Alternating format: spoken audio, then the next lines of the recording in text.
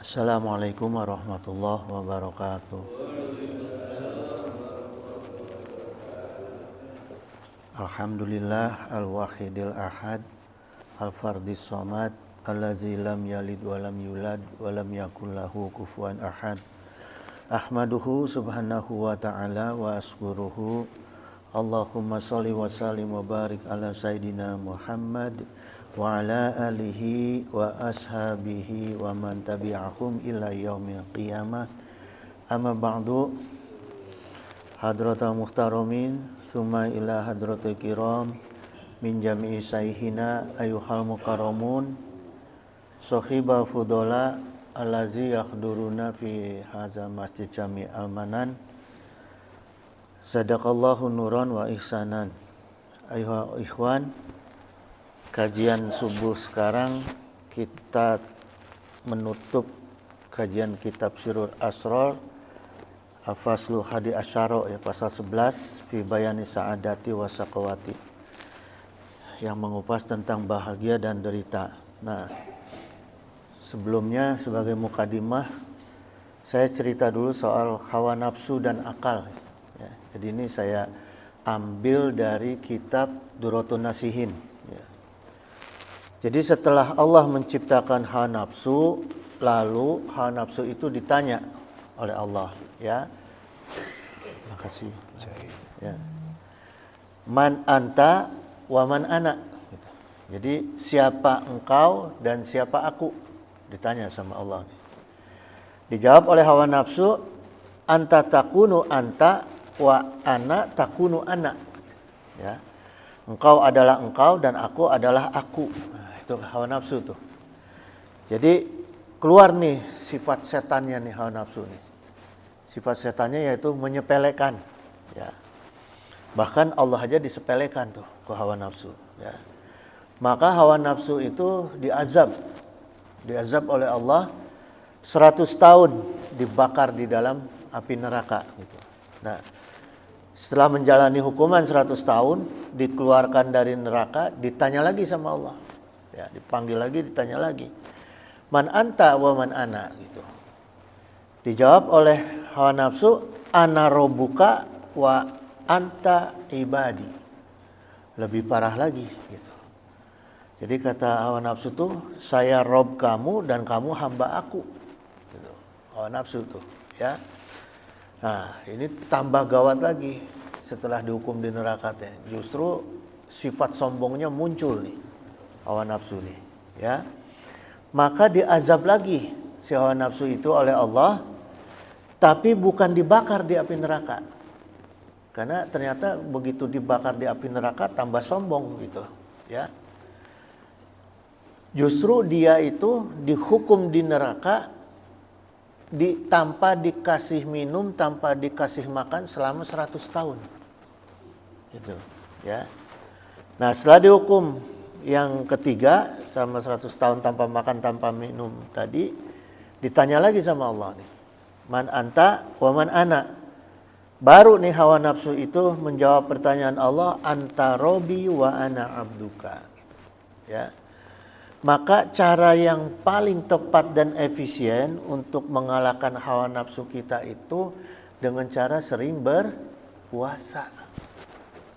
Ya. Bukan dengan hukuman. Gitu. Karena justru banyak orang yang dengan hukuman bukan tambah kapok, tambah pintar. Coba orang yang masuk penjara, penjahat, keluar tambah pintar jahatnya. Ada juga yang taubat gitu. Tapi yang paling efektif adalah dengan cara berpuasa itu tadi, ya. Kemudian jamaah sekalian, ketika hawa nafsu di dalam kita ini sudah merdeka, ya, tanpa ada halangan puasa, maka yang paling kuat itu akan muncul dawafi'ul kibri. Jadi penyakit sombong yang mengakibatkan manusia itu di luar batas gitu, ya. Ini kalau kita nggak pernah mengendalikan hawa nafsu kita nih, apalagi nggak pernah puasa sunnah misalnya, ya. Nah, dalil-dalilnya Allah Ta'ala berfirman dalam Quran surat Al-Alaq ayat 6, kalla innal insana layatgha gitu. Tidaklah tidaklah sungguh manusia itu layat gok benar-benar melampaui batas, ya. Jadi orang, jamaah sekalian, bisa melampaui batas itu biasanya orang-orang yang terbiasa dengan hidup berlebihan. Biasanya nih, ya. Dalam berbagai perkara nih, ya. Kalau orang yang biasa punten ya, orang yang biasa miskin, orang yang biasa susah mah biasanya tawadu gitu. Ya. Handap asor, kalau bahasa Sunda mah kalau ada orang teh punten handap asor gitu. Tapi kalau yang boga ilmu, beunghar, apalagi dipanggil ulama kiai sok kitu we ngusungkeun dada. Gitu. Apalagi pejabatnya gitu. Nah, pertama orang-orang yang berlebihan harta. Yang kedua orang-orang yang merasa lebih ilmunya gitu, ya. Biasanya orang yang lebih ilmunya itu jadi fasadun niat itu. Ya. Niatnya itu jadi rusak. Yang ketiga orang yang merasa punya keturunannya itu yang agul. Keturunannya itu lebih daripada orang lain. Saya ini bukan keturunan orang awam, gitu. Keturunan Rasul, keturunan ulama, ya. Itu biasanya tuh yang berkaitan dengan nasab itu orang tuh akan agul. Gitu. Apalagi kalau udah kemana-mana dibiasain dicium tangan tuh, waduh, udah, ya. Itu. Sebetulnya gini jamaah, bukannya nggak bagus, memang harus mencium tangan ulama, mencium tangan ini ya. Cuma bagi si ulama itu dia punya tanggung jawab. Ketika tangannya dicium berarti kan ada nilai dalam dirinya yang diambil oleh orang lain. Nah ketika itu berarti nilai baik apa yang diambil oleh orang lain sehingga orang itu cium tangan, dia harus pertahankan itu. Jangan justru nanti memberi contoh yang tidak baik. Gitu, ya. Nah itu tanggung jawab moralnya itu. Nah kemudian Allah Ta'ala berfirman dalam Quran surat Al-Alaq ayat 7, an ro'a hustagna gitu. Jadi orang-orang yang merasa lebih itu, ya dia akan merasa lebih dari orang lain. Biasanya itu karena tadi kekayaannya, tinggi ilmunya dan kemuliaan nasab. Biasanya begitu orang merasa lebih, ya. Nah untuk orang-orang yang sombong, Rasulullah SAW itu bersabda, diriwayatkan oleh Ibnu Mas'ud ini, ya. La tadkhulul jannata gitu, tidak akan masuk surga man kana fi qalbihi, seseorang yang di dalam hatinya itu selalu ada mithqalu dzarratin min kibrin, ada kesombongan walaupun seberat zarah, seberat debu, ya. Ada sombong aja di dalam diri kita, maka dijamin ke Rasulullah tidak akan bisa masuk surga. Siapapun dia, ya, mau keturunan Nabi, mau siapapun dia, kalau ada sombong ini, karena Rasulullah kan ngomong, kalau kita sebagai bapak yang ngomong, awas jangan ada yang melanggar aturan bapak, berarti kan semua tidak termasuk termasuk juga istrinya, termasuk juga anaknya, gitu, ya. Itu namanya petuah. Gitu. Jadi sabda Nabi kadang-kadang menjadi petuah, yang lebih kuat lagi menjadi wasiat, gitu, ya. Ini yang harus ditaati oleh semua gitu. Nggak ada nasab Rasul Habib misalnya bebas dari neraka, nggak ada. Gitu. Yang penting ikut sama jalur Rasulullah SAW. Gitu. Nah kemudian ada seorang pria, jamaah sekalian, yang mengadu kepada Rasulullah. Qala rajulun innar rajula gitu. Jadi dia bertanya, pria ini, kepada Rasulullah, yuhibbu ayakuna thubuhu hasanan gitu. Ada orang yang suka berpakaian bagus wahai Rasulullah, wa na'luhu hasanatan, tapi dia juga beramalnya dengan baik gitu. Orang yang selalu pakaian bagus tapi amalnya juga bagus gitu. Dijawab ke Rasulullah, innallaha jamilun gitu. Sungguh Allah itu indah, yuhibbul jamala, dan menyukai keindahan. Ya, jadi nggak apa-apa, gitu. Yang penting amal kita dijaga, harus baik, ya.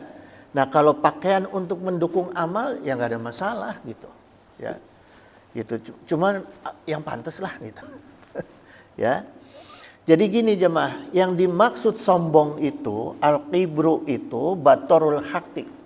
Yang dimaksud sombong itu adalah yang menolak kebenaran. Ya, menolak kebenaran. Di antaranya pamer juga kan menolak kebenaran. Pamer-pamer itu, ya. Terutama orang-orang yang tidak mau dikoreksi. Orang yang tidak mau dikoreksi itu termasuk orang yang sombong gitu. Orang yang merasa asapang benerna sorangan. Ya, jadi dia nggak bisa dikoreksi. Nah, itu termasuk orang yang sombong itu. Wa ghamtun nasi, dan orang yang melihat ke bawah kepada orang lain. Bahwa orang lain itu semua adalah di bawah kita. Nah, itu termasuk sombong itu, ya. Nah, biasanya jamaah kalau saya memperhatikan sekarang itu, situasi sekarang, kenapa sekarang itu banyak orang yang jadi sombong tanpa terasa? Masalahnya ini tanpa terasa gitu. Dalam dirinya dia nggak merasa sombong. Padahal kalau dilihat dengan mata dohir atau mata batin itu terlihat sekali kesombongannya, gitu, ya. Sekarang itu ada fenomena apa gitu bisa membuat banyak orang yang sombong yang tidak merasa sombong, ya. Ada kebiasaan yang salah di masyarakat kita. Awalnya gini jemaah, biasanya berawal dari ada orang-orang yang memang dasar di dirinya itu sudah ada sifat kibri, sudah ada. Karena bawaan manusia itu kan ada sifat setan, ada sifat malaikat gitu. Nah, ada sifat sombong di dalam diri manusia yang dia biasanya merasa lebih tinggi dari orang lain gitu. Terutama misalnya yang sekarang yang saya soroti ini perkara ilmu, ya. Dengan ilmunya yang dia merasa udah lulus pesantren, lulus S1, S2 agama misalnya, ya. Pokoknya udah tinggi lah gitu. Terus ada dalam dirinya dia merasa pantas sudah dipanggil sebagai ustadz. Sudah merasa pantas dipanggil sebagai kiai. Nah, lalu usahalah dia. Gimana caranya supaya saya bisa dipanggil ustadz atau kiai gitu. Dikasih jalan sama Allah, sukseslah dia. Sukses dia dipanggil sebagai kiai gitu, ya. Sebagai kiai, sebagai ustadz atau habib dan sebagainya. Lalu dari orang per orang menyebar menjadi masyarakat akhirnya mengkultuskan dia sebagai kiai, sebagai ustadz ya atau habib lah. Pokoknya gelar-gelar mulia lah, ya. Nah, ini jemaah sekalian, hal-hal seperti ini di zaman sekarang ini cepat menyebar. Ya, cepat menjadi fenomena gitu, ya. Terutama dengan mulai berkembangnya nih teknologi informasi seperti televisi, radio. Zaman saya dulu masih TVRI itu masih susah orang dipanggil ustadz kiai itu. Kalau nggak bener-bener susah gitu, ya. Tapi sekarang asal udah ada muncul di handphone, gitu, ya. Nah, kemudian jemaah sekalian, orang-orang itu biasanya sekarang ini kalau sudah ngajar agama sekalipun baru ngajar Iqra itu udah dipanggil ustaz. Ya enggak? Ustazah, ustaz, ngajarnya Iqra gitu, ya. Lebih tinggi sedikit kiai gitu, ya. Ngajar di majelis, di masjid kiai gitu, ya. Padahal jemaah kalau di negara-negara aslinya, di tempat aslinya pendidikan Islam itu, ya, orang yang dipanggil ustadz itu yang sudah profesor. Itu yang ustadz tuh. Coba cek di Al-Azhar lah. Ya, di Al-Azhar, Ummul Qura, di Universitas Madinah gitu. Orang-orang yang dipanggil ustadz itu di sana yang sudah mengajar itu, udah gelarnya udah profesor, sudah punya karya ilmiah gitu. Baru muncul di TV sekali langsung jadi ustadz, enggak. Di sana mah. Jadi orang yang ustadz itu yang udah punya karya ilmiah dan udah jadi profesor gitu, ya. Pengalaman ngajarnya udah tinggi gitu. Maka sekarang saya lihat di televisi itu kan ada acara-acara agama tuh bagus ya, penyaringan untuk ustadz cilik atau apa gitu ya. Itu sebetulnya bagus. Cuma tolong diperbaiki gitu. Jangan sampai nanti anak-anak umat Islam itu yang tujuannya harusnya masuk surga jadi masuk TV. Nah, ini bahaya gitu. Bukan cari surga tapi cari TV gitu. Nah, sekarang jemaah, aslinya kata ustadz. Ya. Sekarang kita harus paham nih dasarnya nih. Orang yang dipanggil ustadz secara bahasa aslinya ustadz itu bukan bahasa Arab. Bukan bahasa Arab, aslinya bahasa Persia, Awestan gitu. Aslinya nih, Awestat kemudian diambil ke bahasa Arab, dari bahasa Arab diserap ke bahasa Indonesia gitu, ya. Awestat itu artinya orang yang ahli dalam bidangnya. Ya, jadi bukan belum ahli baru ngajar sekali dua kali jadi ustadz, enggak gitu. Fakta dari makna agama yang sesungguhnya Awestat bukan ustadz, ya. Kemudian jemaah sekalian, gelar kiai ini yang sesungguhnya zaman-zaman dulu nih, kiai-kiai zaman dulu, gelar kiai ini untuk orang-orang yang sudah mumpuni dalam pemahaman agama. Bukan hanya sekedar hafal hadis, hafal Quran untuk ceramah, bukan. Kalau bicara hafal, anak kecil lebih pinter, lebih cepat ngapalin daripada kita. Jadi sebetulnya kalau modal ngapalin hadis dan Quran, anak kecil tuh harusnya dipanggil kiai. Gitu. Kalau cuma modal hafal, ya. Nah, kemudian gelar kiai di zaman dulu, kiai-kiai pesantren zaman dulu itu orang-orang yang sudah punya kemampuan untuk mengayomi masyarakat dan umat. Bukan dipakai untuk cari fulus. Ya, itu kiai yang dulu gitu, dipakai ngayomi umat gitu, ya. Nah, kemudian gelar ulama jamaah sekalian, penekanannya itu kepada kepakarannya. Yang sesungguhnya nih, ulama yang sesungguhnya, orang yang pakar. Misalnya ulama hadis, orang yang pakar hadis, ulama fikih, ulama tasawuf gitu, ya. Gitu. Jadi nggak gampang lah gitu, nggak gampangan. Makanya sekarang kasihan jemaah. Kasihan karena begitu gampang orang dipanggil ustadz, orang dipanggil kiai, orang dipanggil ulama, kualitas umat jadi turun sekarang. Gitu, ya. Ada mahfudat utlubul imam minal mahdi ilal lahdi gitu, ya. Tuntutlah ilmu dari buayan, dari bayi sampai liang lahat. Nah, implementasi hadis ini mahfudat bukan hadis, ya. Implementasi mahfudat ini Rasulullah SAW ya bersabda gini, kun aliman au muta'aliman au musta'mian au muhiban. Jadi jadilah orang yang mengajarkan ilmunya atau sebagai guru atau jadi sebagai murid, ya. Kewajiban kita nih dalam menuntut ilmu, wajib untuk mengajarkan ilmu, wajib menjadi murid, atau wajib menjadi mustami'an yang mendengarkan. Seperti bapak-bapak, ibu ini sekarang mustami'an, sudah melaksanakan kewajiban itu, ya. Mustami'an au muhiban.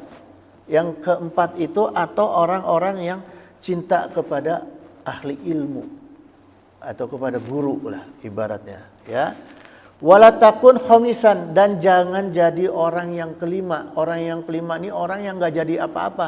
Jadi ustadz, jadi guru enggak, jadi murid enggak, jadi mustami enggak, jadi muhibin enggak. Nah, itu jangan. Maka enggak dapat kewajiban untuk menuntut ilmu gitu, ya. Maka kata Rasulullah, fatahlika, orang-orang yang tidak jadi 4 perkara ini maka dia orang yang rusak. Ya. Nah, kemudian jemaah sekalian, gimana nih? Saya ingat ya, membayangkan gimana kalau tiba-tiba ada orang yang misalnya, mohon maaf nih ya, misalnya kalau saya ngaji misalnya, saya selalu mengatakan tolong jangan panggil saya kiai atau ustadz, panggil aja Haji Aksa, udah pasti gitu, ya. Kalau jadi ustadz jadi kiai belum pasti gitu. Nah, tapi tetap masih ada orang yang manggil kiai atau manggil ustadz. Nah, itu apresiasi. Ya, tapi kita udah menyampaikan, tolong saya jangan dipanggil ini karena punya beban. Nah, ketika itu masih tetap orang menyematkan seperti itu, nah itu jadi apresiasi yang harus jadi tanggung jawab. Ya, maka sungguhnya jamaah sekalian, berat sekali orang yang dipanggil-panggil seperti ustadz atau kiai gitu ya. Kalau guru masih mending lah. Karena guru dalam makna bahasa Indonesia kan levelnya mulai dari bawah sampai atas masih guru gitu, ya. Gitu, tapi tidak ada derajat khusus gitu. Nah, jadi orang yang diapresiasi oleh umat seperti itu justru dia harus semakin menjadi pagar. Panggilan itu, sebutan itu harus menjadi pagar akidah tuh, ya. Pagar akidah, pagar syariah gitu dan pagar akhlak gitu, ya.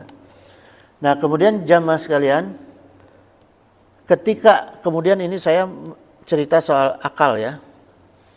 Ketika Allah Subhanahu wa taala menciptakan akal, kemudian akal itu setelah diciptakan oleh Allah diperintahkan si akal itu untuk pergi dulu mengelilingi alam, baik alam dunia maupun alam langit, ya. Nah, setelah kembali ditanya oleh Allah, "Man ana wa man anta?" Nah, siapa aku dan siapa kamu gitu. Kemudian akal langsung menjawab, "Anta Robbi wa ana abduka," gitu, ya. Engkau adalah Rabb wahai Allah dan aku adalah hambamu. Gitu. Jadi kalau akal itu maknanya dari kisah ini jemaah, akal itu kan tadi Allah setelah ciptakan langsung suruh pergi dulu, ya. Akal itu ketika melihat, menelaah sesuatu, apa yang dilihat, apa yang didengar, apa yang diserap dalam dirinya, langsung bisa memilah, langsung bisa memilih gitu, ya. Gitu. Jadi langsung pintar dia tuh kalau akal itu. Nah, maka langsung dijawab, "Wa ana khadimukal dhaif." Aku adalah hambamu ya Allah yang lemah gitu, ya. Dia sadar langsung bahwa dirinya itu adalah makhluk yang lemah. Kemudian Allah Ta'ala berfirman, "Wahai akal, ana lam asna ayu syai'in," gitu. Aku tidak akan menciptakan makhluk alaminka yang lebih tinggi daripada engkau. Gitu. Jadi makhluk yang tertinggi Allah ciptakan itu adalah akal. Ketika kita bisa memanfaatkan, menggunakan akal dengan baik, maka otomatis derajat kita akan terangkat oleh akal. Gitu. Ya. Nah, sebagai pemahaman akal, pertama jemaah, kata akal itu al-aqlu adalah masdar kata dari aqala yaqilu aqlan. Artinya adalah faham atau mengerti, itu akal, ya.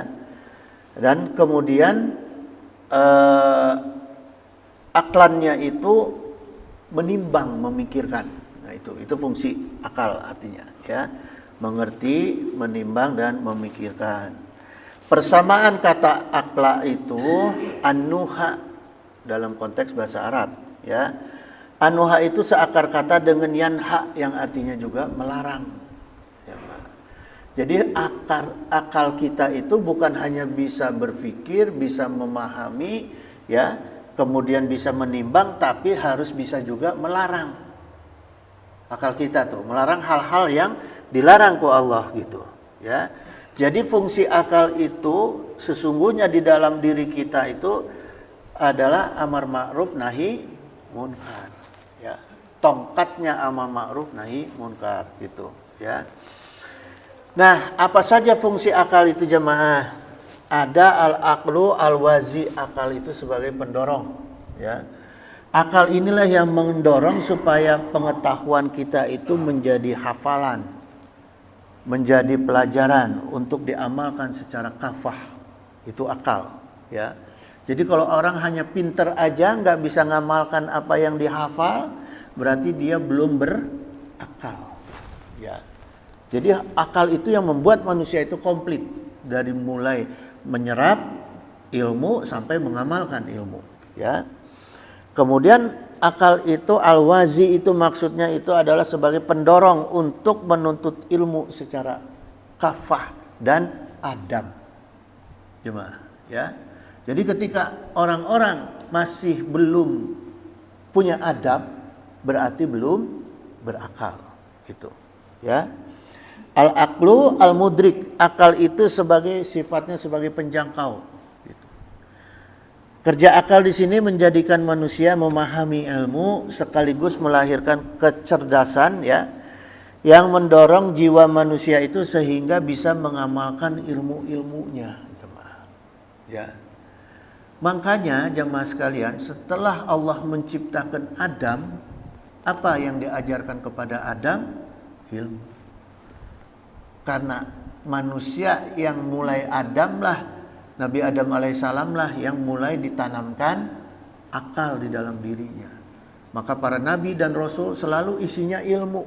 Bahkan Rasulullah terakhir ilmu. Iqra itu kan ilmu, perintah untuk mencari ilmu. Ya. Ilmu dalam kaitan untuk apa? Untuk kita mentauhidkan Allah.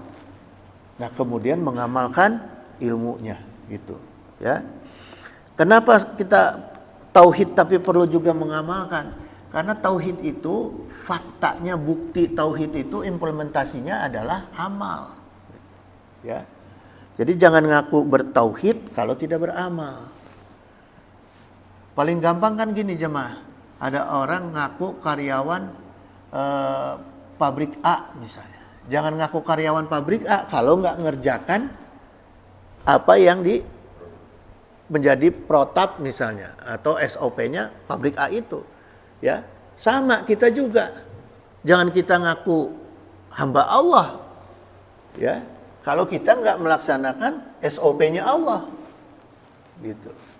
Ya, makanya kita dikasih akal supaya bisa melaksanakan SOP-nya Allah. Bismillah.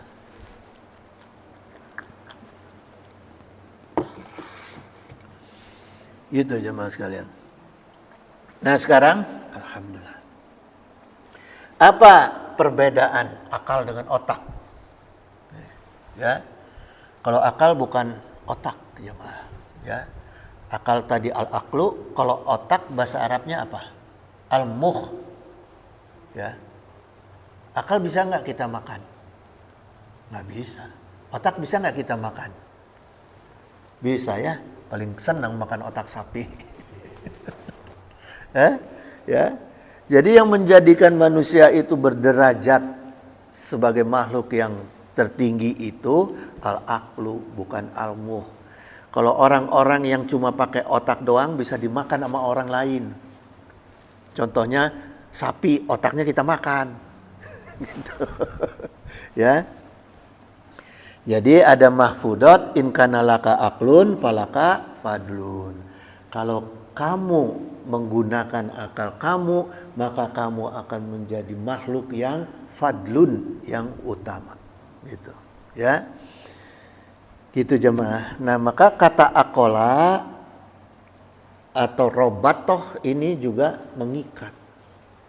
Ketika akal ini sudah berfungsi jemaah sekalian, ya, maka akal itu akan mengikat seluruh indera dan jiwa kita nih, termasuk tubuh kita.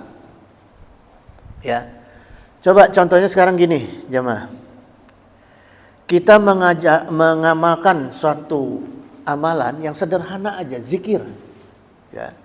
Zikir ini pakai otak atau pakai akal? Ayo. Kalau otak kan cuma ingat doang, la ilaha illallah, ingat ya. Itu udah ada tuh kalimat itu di otak kita, la ilaha illallah. Tapi ketika kita menzikirkan dengan akal kita, tubuh bergoyang nggak? Goyang. Berarti akal ini menggiring fungsi seluruh jasad kita. Mulai dari indera semua tergiring untuk menikmati fungsi akal. Ya. Mengerjakan semua fungsi akal, gitu jemaah. Coba orang yang fungsinya sekarang lagi memfungsikan otaknya, ya. Orang yang sedang memfungsikan otaknya coba sekarang dirasakan oleh jemaah sekalian. Kita baca buku atau baca kitab, baca buku, goyang nggak tubuh kita? Baca buku? Enggak, karena yang bekerja hanya otak. Jadi otak kita itu tidak bisa menggiring atau mempengaruhi tubuh kita. Indra jasad nggak bisa dipengaruhi oleh otak. Maka ketika otak berpikir dengan indranya dia melihat untuk perbuatan jahat, kemudian akal yang mengendalikan nih. Kalau akalnya kita fungsikan, maka tidak jadi perbuatan jahat itu. Ya, tapi kalau akalnya kita diamkan, kita simpen, nggak biasa kita menggunakan akal, akhirnya otak bekerja. Yang dicari apa? Cari jalan supaya berbuat kejahatan tidak ketahuan. Itu otak, jemaah. Ya, makanya biasakan berpikir dengan akal, jangan dengan otak. Gitu, ya. Tentunya akal inilah yang mendorong mudorot manfaat. Ya, bukan cari jalan, tapi yang mendorong menilai mudorot manfaat, menilai baik buruk, ya. Menilai apa? Yang gitu-gitulah, ya. Menilai perbandingan, gitu. Itu jemaah. Nah, itu akal kita. Kalau otak itu rangsangannya lain. Kalau otak itu, ya. Nah, kemudian jemaah sekalian, di dalam Al-Qur'an akal itu digunakan, ada beberapa kata ini yang saya ambil, ya. Yaqilun. Yaqilun itu dalam Al-Qur'an menggunakan akal. Maka ada contoh kalimat dalam Al-Qur'an, afala yaqilun, ya. Nah, ini perintah Allah, apakah kamu tidak berakal? Nah, artinya, ya, kalimat inti dari makna afala yaqilun itu, Allah memerintahkan manusia itu untuk berpikir dengan menggunakan akal supaya bisa memahami nih, ya, kebenaran mutlaknya Allah, gitu. Itu jemaah. Maka gini jemaah, manusia, ya, bisa dalam keadaan sedih, dalam keadaan senang, dalam keadaan bahagia atau marah, otaknya tetap bekerja. Itu bukan otak yang kerja, akal. Ya, coba orang sekarang lagi dalam keadaan marah nih, apalagi dendam, yang kerja otaknya itu cari jalan gimana caranya gue bisa nikem dari belakang. Itu otak, ya. Tapi kalau akal, karena menimbang ilmu Quran, menimbang ilmu hadis, dia berpikirnya nggak gitu. Gimana caranya saya bisa restuh, bisa memberikan maaf? Caranya gitu, jemaah. Kalau itu akal, akal selalu menuntun kita untuk jalan yang ridho Allah. Kalau otak cari jalan gimana caranya bisa hasil maksud. Cuma itu akal itu. Otak itu, ya, gitu jemaah. Nah, kemudian ada di dalam Al-Quran, saya mutolah ini ada pasangan katanya yaqilun, ya. Yaqilun tadi pasangannya itu adalah yatafakkarun, artinya orang yang berpikir, gitu, ya. Jadi akal tetap harus didampingi dengan pemikiran, ya. Dengan kita, artinya akal itu harus menuntun cara kita berpikir, gitu. Itu fungsi akal, ya, menuntun cara kita berpikir. Kazalika nufasilul ayati liqaumi yatafakkarun, gitu. Nah, ini Allah perintahnya jelas, ya.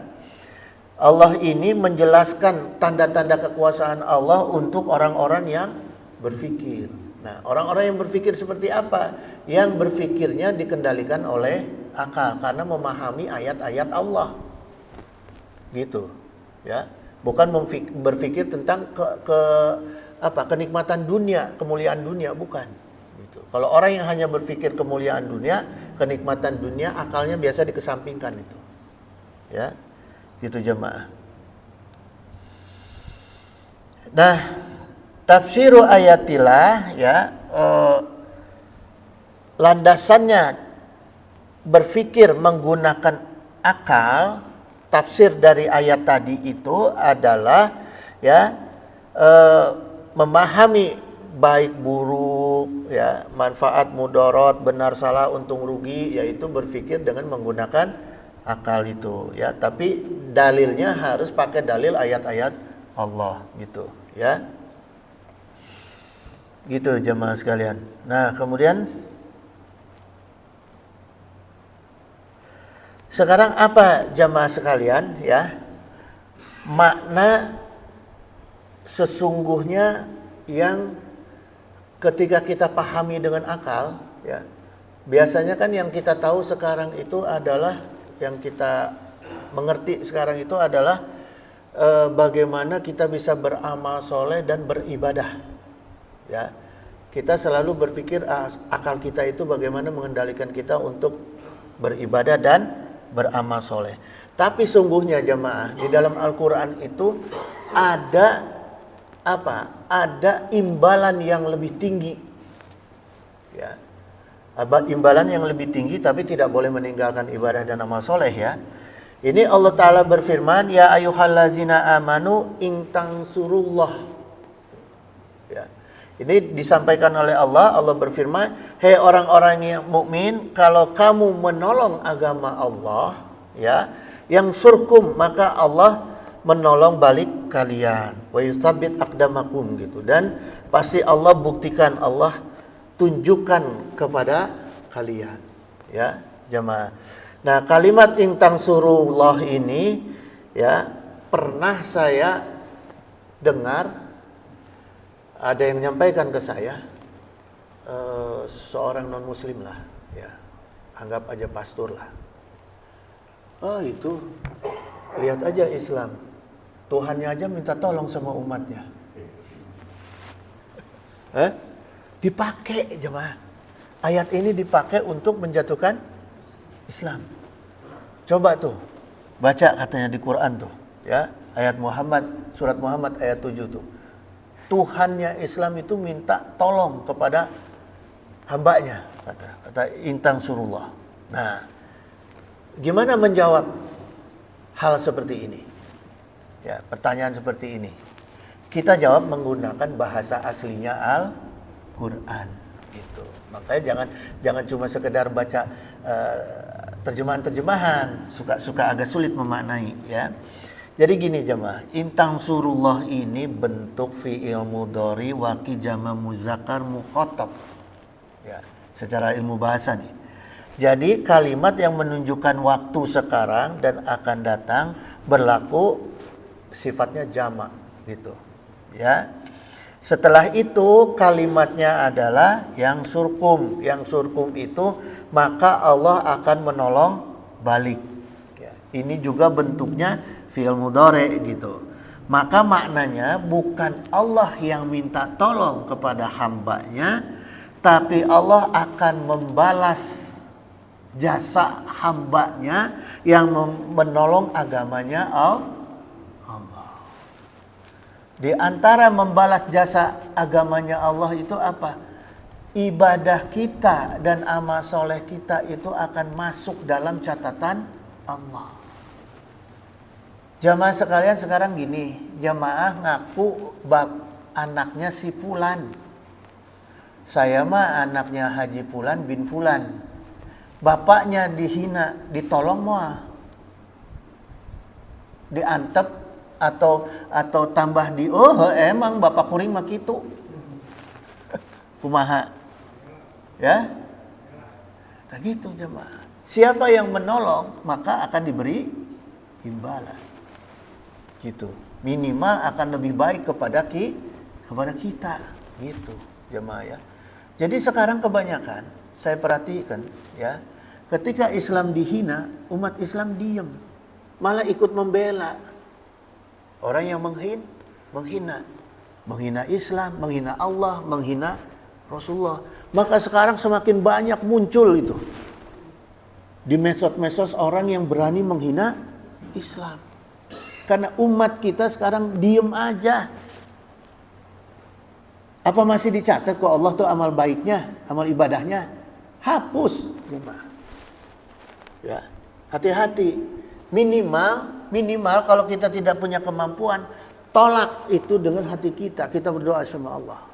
Minta jalan, ya Allah, supaya kita bisa mengangkat kembali. Allahumma inna nas'aluka a'izal islamana wal muslimin. Ya Allah, mudah-mudahan diangkat kembali kemuliaan Islam dan kaum muslimin. Sekarang Islam lagi dibantai itu di Palestina. Apa yang dilakukan oleh umat Islam? Malah ada krocok-krocok NU yang datang ketemu Presiden Israel. Belegu gitu kan. Terang-terangan saya katakan belegu gitu. Hapus dia. Amal solehnya, amal ibadahnya hapus. Gitu. Alasan apapun kan justru memperlihatkan ke pembelaan kepada Israel. Gitu. Makanya malah saya sekarang menjemaah ya. Saya mengatakan ke semua anak saya atau hanya satu sih anak saya yang merokok, yang lain enggak. Terus kepada yang jamaah-jamaah itu, jangan ngerokok. Karena uang kita beli rokok itu untuk membunuh saudara kita. Kalau mau ngerokok, mau ngerokok silakan. Beli aja bako, jeung papir, jeung kaum. Produksi umat gitu. Jangan sampai rizki kita, harta kita ini dipakai untuk membunuh saudara kita. Itu jemaah, ya. Maka beda jemaah. Kalau kalimatnya yang dimaksud si orang kafir itu tolong agama Allah, ya. Maksudnya Allah minta tolong, itu kalimatnya bukan intang suruh. Tapi ya, bahasa Arabnya nih, ya, aunan gitu, ain wau nun, aunan bimakna dinallah. Nah kalau itu benar, itu berarti Allah minta tolong, gitu, ya, karena ini sifatnya masdar bermakna fiil amar. Allah perintahkan tolong, misalnya Aksa tolong tuh adik kamu, nah itu berarti minta tolong, aunan gitu. Bukan intang suruh, bukan gitu, ya. Gitu jamaah sekalian. Kemudian kita sekarang masuk ke kitab Sirrul Asrar, ya. Selanjutnya jamaah sekalian, Syekh Abdul Qadir Jailani ini dalam konteks kitab Sirrul Asrar, beliau berkata, "Fala makanal insanu jami'an lil khawasi bijami'il kainati uluwan," gitu, ya. Wasuflan lam yakhlul anbiya'u wa auliya'u minaz zalati, gitu. Jadi sekalipun manusia itu mengumpulkan semua keistimewaan makhluknya, dari mulai makhluk yang tertinggi sampai makhluk yang terendah, ya. Misalnya kita mengumpulkan semua nih keistimewaan sifat para nabi, para wali itu, tapi tetap nggak bisa lepas dari sifat hewan. Tetap ada. Karena sifat jamaknya manusia gitu. Jadi manusia tidak akan bisa melepas sifat hewan atau sifat setan gitu, ya. Fa innal anbiya'a masumuna minal kabairi ba'da dumbuati warisalati duna sogoiri, gitu, ya. Hanya para nabi yang maksum dari dosa besar, itu pun setelah diangkat menjadi nabi. Sebelum menjadi nabi kecuali Rasulullah, ya, kecuali Rasulullah, karena Rasulullah usia 5 tahun sudah dibersihkan itu, ya. Nah, kalau nabi yang lain sebelum jadi nabi masih ada aja dosa, gitu, ya. Jadi nabi itu tidak maksum sebelum menjadi nabi kecuali Rasulullah, ya. Wal auliya'u laisu sumina, gitu. Laisu ma sumina, gitu. Dan para wali juga tidak ada yang maksum, ya. Waqad kila, dan ada yang berpendapat li auliya'u mahfuduna ba'da kamalil wilayati minal kabairi, gitu. Dan para wali itu maksum dari dosa-dosa besar setelah derajat kewaliannya sempurna, gitu. Jadi dosa besar itu hilang setelah derajat sempurna, gitu, ya. Di antara dosa yang besar itu adalah sombong tadi, ya. Qala syakikul solah syakikul, ya. Qala syakikul balkhiyu rahmatullah alaihi, gitu. Nah, ini nama orang ini, ya. Jadi berkata Syakik Al-Bakhi rahmatullah alaihi, alamatu sa'adati khamsatun, ya, tanda bahagia itu ada 5, layyinul qalbi, kelembutan hati, wa kasratul bukai, banyak menangis, wa zuhdu fi dunya, zuhud dalam perkara-perkara dunia, wa qasrul amali, dan tidak banyak berkhayal, ya. Kemudian wa kasratul hayai, dan harus banyak malu, gitu, ya.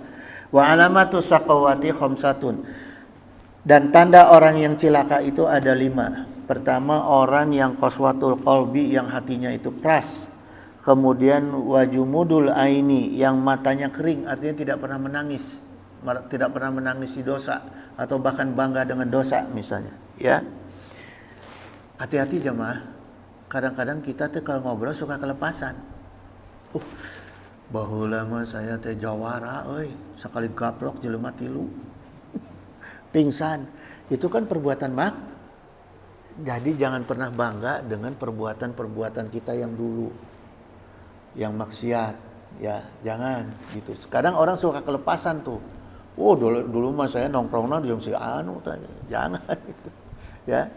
Jadi jangan banggalah dengan perkara-perkara maksiat gitu, sekalipun masa lalu, ya. Kemudian waraghabatul fid dunya, orang yang cinta dengan dunia, banget cintanya dengan dunia, ya.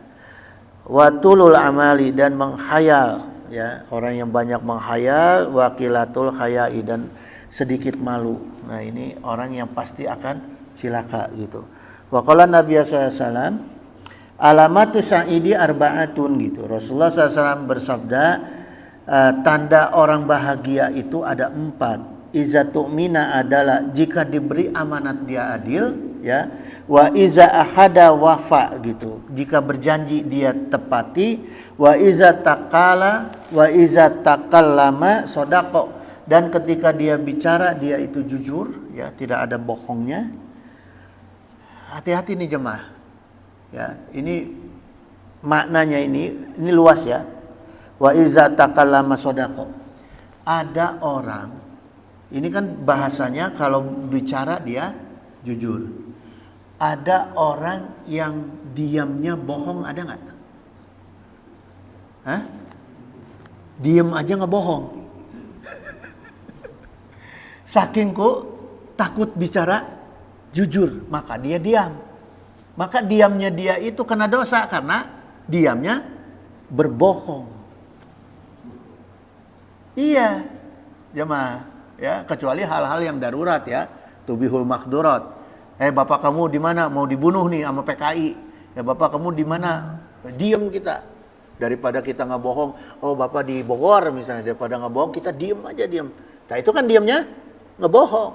Gitu. Tapi itu boleh karena untuk menyelamatkan orang lain. Tapi kalau ditanya, siapa yang ngambil barang ini? Ini malingnya siapa? Kita diem. Kita diem dalam ngebohong. Jangan, jemaah. Jangan kalau bisa, ya.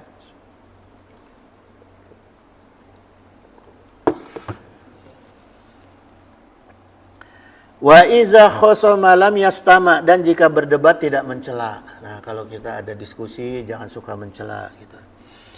Kemudian jangan menyebut nama. Kalau hal yang jelek-jelek itu walaupun masyarakat udah tahu, ya, kecuali yang menjadi pelajaran. Yang menjadi pelajaran itu boleh, seperti Fir'aun. Kenapa jadi pelajaran? Karena memang Allah meninggalkan Fir'aun, tidak hancur dimakan laut dan dimakan waktu. Justru Allah meninggalkan itu supaya kita sebut Fir'aun gitu. Tapi kalau orang yang ya dosanya baru kecil-kecil, cuma karena kita kesel kita sebut namanya, kejelekannya jangan. Ya. Gitu. Wa alamatu syaqi arba'atun. Ya, ini tadi udah, ya. Kemudian jemaah sekalian, kalau berdebat jangan mencela gitu. Jangan mencela orang lain, ya. Kama qala Allah Ta'ala, kemudian Allah Ta'ala berfirman, faman afa wa aslaha fa ajruhu 'alallahi, gitu. Maka gini, siapa yang memaafkan dan berbuat baik kepada orang yang jahat kepada kita, maka pahalanya itu langsung dari Allah. Ya. Jadi kalau ada yang jahat sama kita, ya udah kita baikin aja gitu, ya. Tapi itu susah aja, mah susah. Saya aja susah gitu, ya. hayangna teh keheul we tetep gitu. Ya. Wa lam anas syaqawata tatabaddalu ila sa'adati au aksihi yakunu bitarbiyati gitu. Jadi ketahuilah ya bahwa derita itu akan berubah menjadi bahagia akibat adanya pendidikan gitu jemaah ya. Jadi kalau kita merasa lagi susah, lagi sedih, lagi derita, cari ilmunya untuk keluar daripada derita itu gitu. Tapi cari ilmunya, ilmu agama gitu jemaah ya. Kama qala Rasulullah SAW, kullu insani taliduhu amuhu alal fitrah. Karena semua manusia itu dilahirkan ke dunia atas fitrahnya. Suci dia lahir di alam dunia. Ya, fa bawahu yuwahidanihi ya. Orang tuanya lah. Ini maksudnya fa bawahu ini maksudnya bukan dua orang tua ibu bapaknya, tapi lingkungan terdekat. Karena ada orang yang lahir dalam keadaan yatim piatu. Nah ini oleh keluarganya dititipkan ke panti asuhan Kristen misalnya, nah, itu bahaya ya. Maka jamaah kalau ada keluarga-keluarga yang seperti itu tampung sama kita, maka saya jamin Allah pasti tambah rezeki kita ya. Kalau ada keluarga nih yang susah, kemudian daripada dia dilempar ke panti asuhan yang gak jelas, ambil sama kita, minta sama Allah biayanya untuk mendidik anak ini sesuai agama Allah, dalam rangka menolong agama Allah, menyelamatkan umat hamba Allah. Pasti rezekinya lebih gitu. Itu jemaah ya. Sama seperti ketika kita menitipkan anak ke pesantren, itu rezekinya saya tuh udah buktiin bener itu ya. Rezekinya nggak ada capeknya cari duit ya, dan datang terus duit tanpa capek ya. Gitu jemaah ya. Ini bukti saya udah ngalami gitu. Udah habis sekarang anak saya yang di pesantren, udah kuliah semua. Gitu. Wa hadzal hadisu yadullu ala anna fi kulli wahidin qabilitas sa'adati wasaqawati gitu. Jadi hadis ini menunjukkan, kata Syekh Abdul Qadir Jalani ya, hadis yang tadi itu menunjukkan bahwa setiap manusia itu punya potensi untuk jadi bahagia dan jadi derita ya. Tapi yang paling kuat adalah lingkungannya, pembentukannya itu ya. Falal yajuzu ayaqala sa'idun iza golabat hasanatuhu ala sayyiatihi wa kaza aksuhu gitu. Maka tidak boleh di kita ini mengucapkan ya bahwa orang ini pasti bahagia, orang ini pasti menderita. Jangan. Kita bilang si fulan ini mah karena gini jamaah ya. Ini maaf ini ya. Kadang ada orang yang melihat orang ini akan susah terus hidupnya. Maka dia itu menyepelekan terus ke orang ini. Ya. Ada nih, bahkan di lingkungan keluarga juga ada yang begitu kadang-kadang ya, wallahu alam. Ada yang begitu. Saya taunya di sinetron.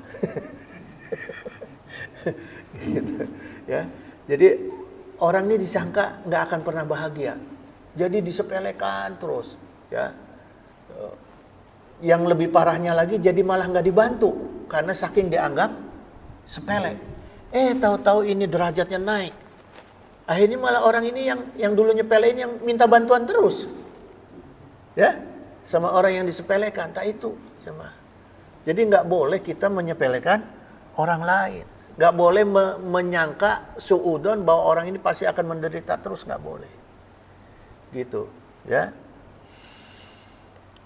Apalagi sampai dikatakan, jangan disampaikan gitu. Nanti berbalik ke kita itu jemaah, ya.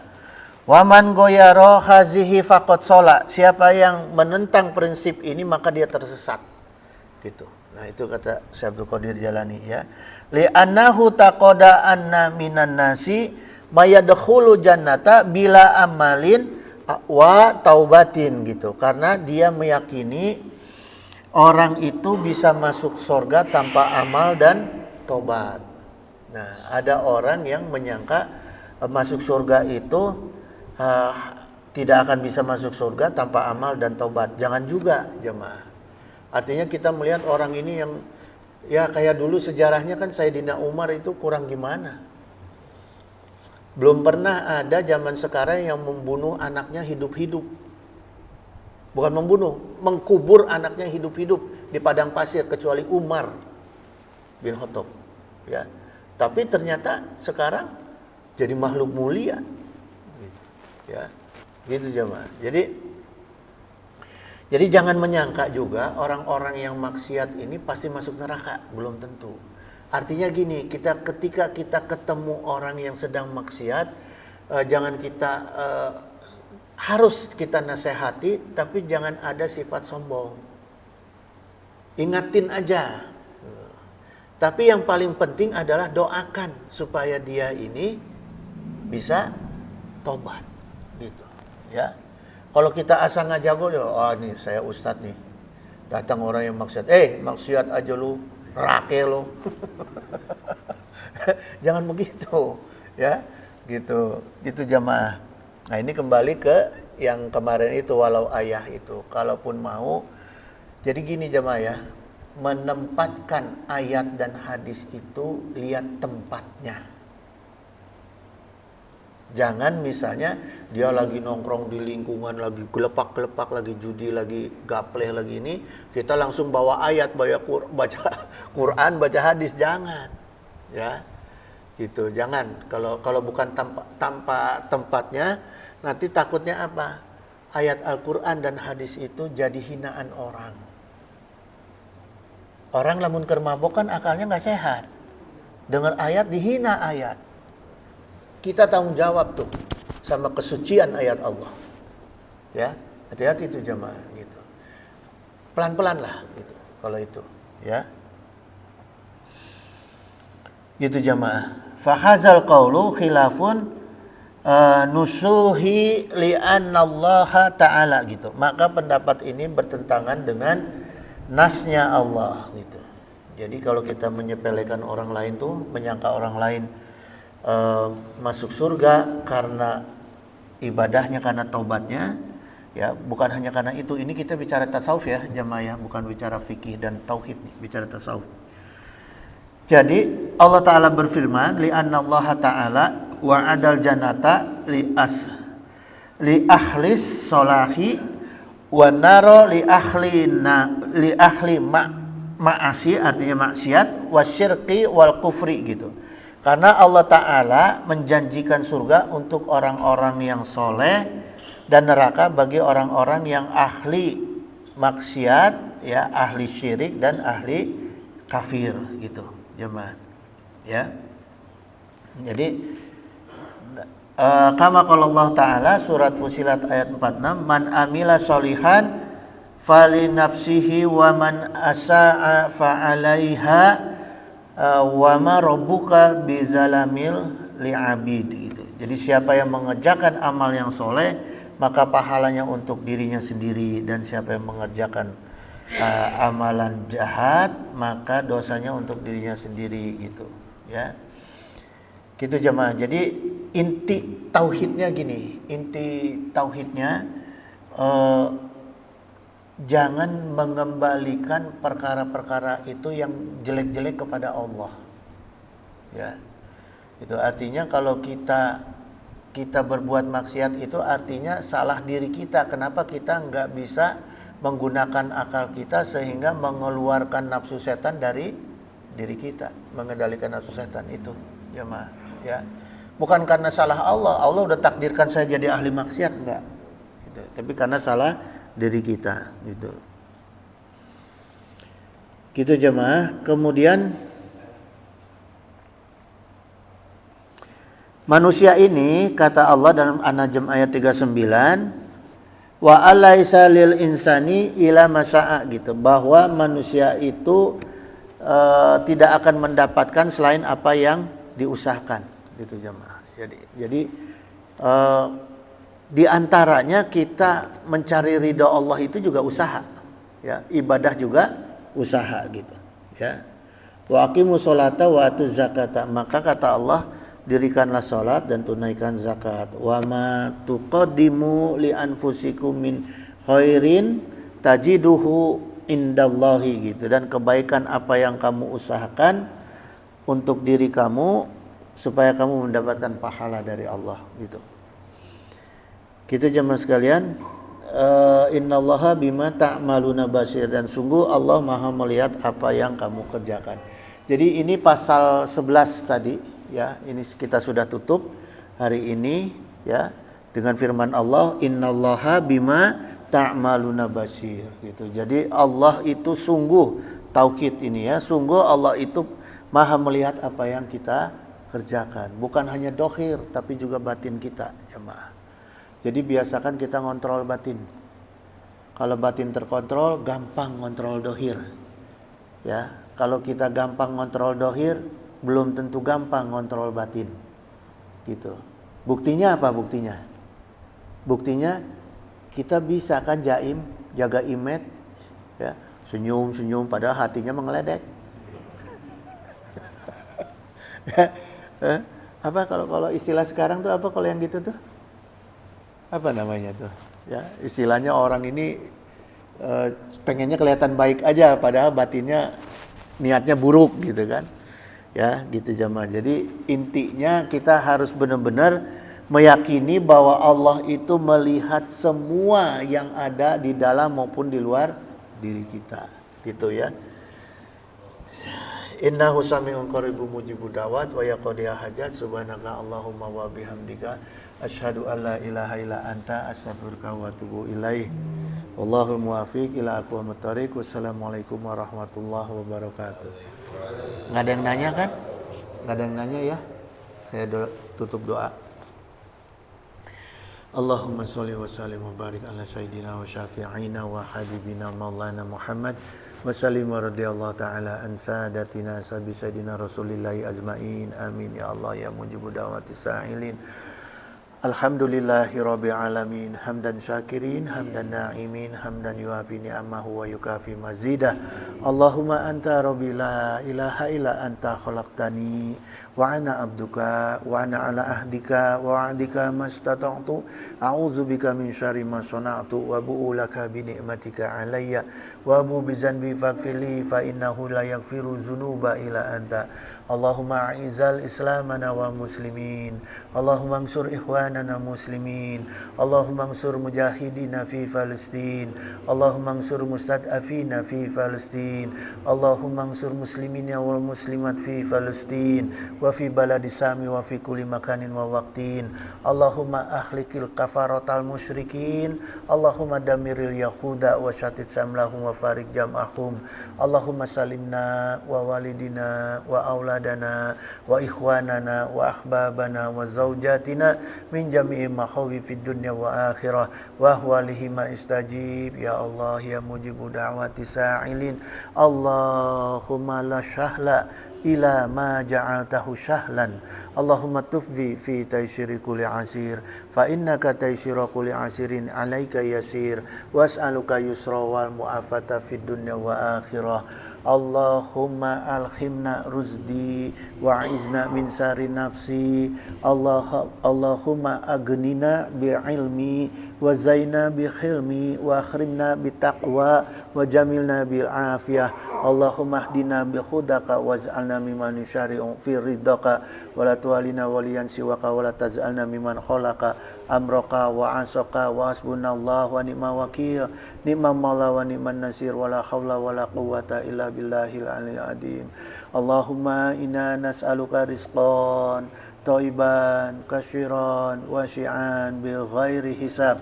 Allahumma la taslub minni ni'matan antu'ta alayya.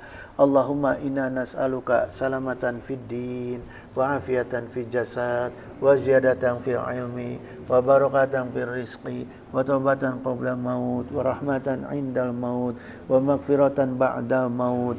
Allahumma hawin alaina fi syakaratil maut wa najatan minan nar wa afwahinda hisab. Allahumma ighfir lana ya ghafur warhamna ya rahim.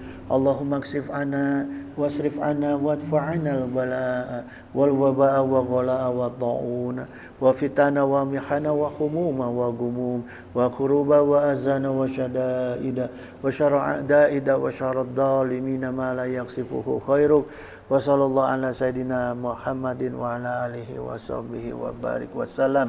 Subhana rabbika rabbil izzati amma yasifun wa salamun alal mursalin walhamdulillahi rabbil alamin.